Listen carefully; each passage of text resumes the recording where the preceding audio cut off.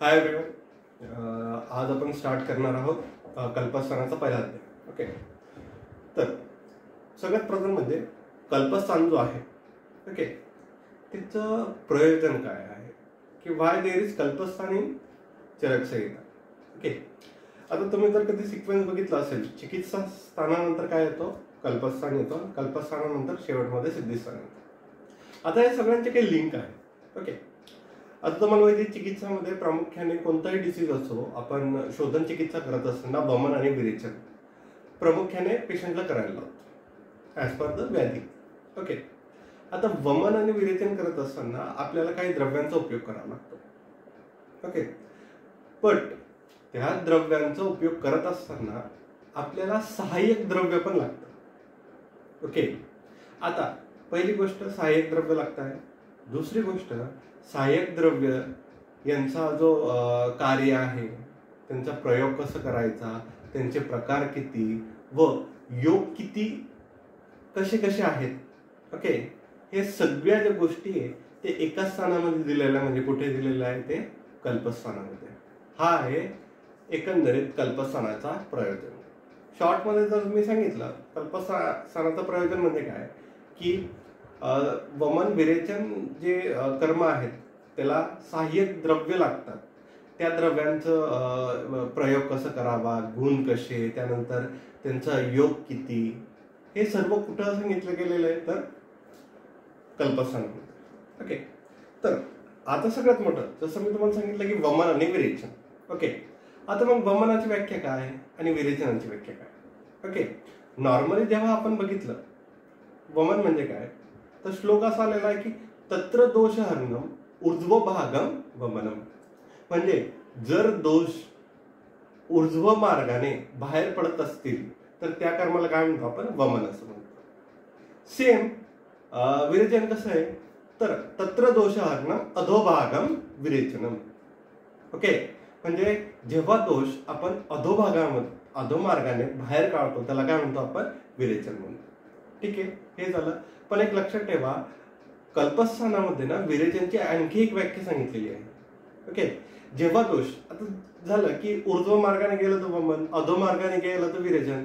पण मला सांगा, जर अधोमार्गाने पण जात असेल आणि ऊर्ध्व मार्गाने पण जात असेल दोष, तर मग त्याला काय म्हणावं, तर त्याला सुद्धा आपण काय म्हणतो, विरेचन म्हणतो. ओके, हे बघा सिंपल. जर ऊर्ध्व भागाने दोषचं हरण झालं तर त्याला काय म्हणू आपण, वमन. जर अधोमार्गाने दोषचं हरण झालं त्याला काय म्हणू आपण, विरेचन. पण जेव्हा दोन्ही मार्गाने जर दोष बाहेर पडत असतील तर त्याला काय म्हणतो आपण, विरेचनच म्हणतो. ओके, आता हे झाले वमन आणि विरेचनची व्याख्या. त्यानंतर आपलं तिसरा महत्वाचा पॉईंट म्हणजे काय की आता वमन आणि विरेचनचे जे द्रव्य आहे त्यांच्यामध्ये गुण काय असेल. ओके, त्यांच्यामध्ये सिम्पली ना 5 के 6 गुण आहे. ओके, सगळ्यात पहिले तीक्ष्ण उष्ण सूक्ष्म व्यवहारिक असे 5च गुण. ओके, आता समजा काय होतं, आपण फिजिओलॉजी बघू. एक नॉर्मल काय होतं, जर आपण वामक किंवा विरेचनीय द्रव्य घेतलं तर ड्यू टू व्यवहारी आणि विकासी गुण, ओके, ते कुठं जाणार, हृदयात डिरेक्टली. मग हृदयातून काय होणार आहे, थ्रू सूक्ष्म गुण. ओके, ते काय होणार आहे, स्रोतसामध्ये काय होणार आहे, पसरणार आहे. स्रोतसामध्ये पसरले की ते पूर्ण बॉडीमध्ये काय करणार आहे, संचार करणार आहे. आता उष्ण गुणामुळे काय होईल, ज्या ज्या ठिकाणी दोषांचं संकलन झालंय तिथं काय होणार, ते दोष विलय होणार. एकदा दोषांचं विलयन झालं तर ते ऑटोमॅटिक कुठे येणार आहे, कोष्ठामध्ये येणार आहे. ओके, आता खरं म्हणजे ना, कोष्ठामध्ये आले की इथूनच सगळं काही सुरुवात होते. आता कोष्ठामध्ये आले, जर आता इथं 2 पॉसिबिलिटीज आहे, आयदर ते ऊर्ध्व मार्गाने जातील किंवा अधो मार्गाने जातील. हे डिपेंडन्सी कोणावर आहे, वैद्यांवर. जर वैद्यांनी ओके अग्नी आणि वायू महाभूत प्रधान द्रव्य कधी घेतले तर काय होणार आहे, ते वरून म्हणजे ऊर्ध्व मार्गाने दोष काय होतील, बाहेर पडतील. मग त्याला काय म्हणू आपण, वमन.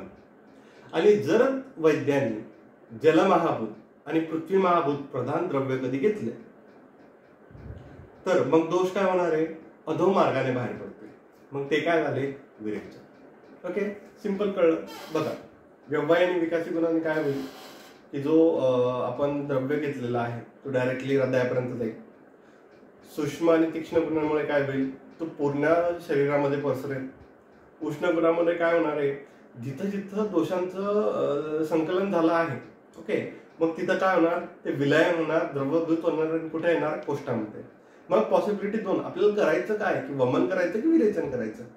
आता आपण सगळं वैद्य वायू आणि अग्नी महाभूत द्रव्य कधी घेतले आपण तर काय होईल, वमन होईल. आणि जर कधी पृथ्वी आणि जल महाभूत प्रधान द्रव्य घेतले तर काय होईल, विरेचन. ओके, एवढं सिंपल होतं. आता आपण नेहमी असं ऐकलंय की वमन मध्ये मदनफल हा सर्वश्रेष्ठ आहे. बरं, याचं कारण काय, तर याचं कारण खूप सोपं, हे पण आपल्या कल्पस्थानामध्ये सांगितलेलं आहे. काय, जेव्हा मदनफल आपण घेतो, पहिली गोष्ट की तो काय, तो लवकर लाभदायक आहे. दुसरं, त्याची जास्त हानी होत नाही. त्याचा काय उलट परिणाम आपल्या बॉडीवरती करत नाही. आणि दुसरी गोष्ट, जो तो उपद्रव निर्माण करतो तो इतरांपेक्षा खूप कमी आहे. म्हणून काय, मदनफळ हे काय श्रेष्ठ आहे.